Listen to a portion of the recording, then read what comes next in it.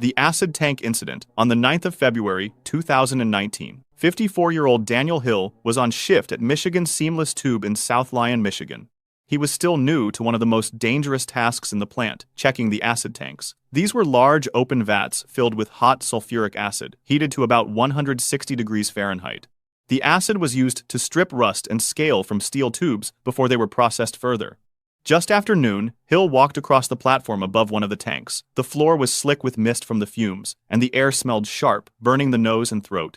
At around 12:20 p.m., something went wrong. Hill slipped and fell directly into the vat of acid. Co-workers nearby rushed to pull him out.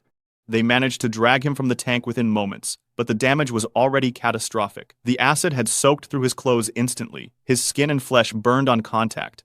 Witnesses later said it was one of the most horrifying things they had ever seen. They brought him to a safety shower and tried to wash the acid off with water.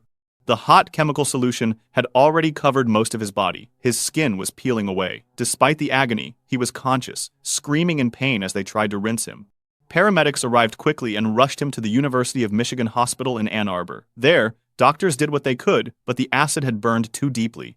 His injuries covered almost his entire body, and nothing could reverse the damage. Daniel Hill survived for nearly 11 hours after the fall. Throughout that time, the burns caused unbearable pain.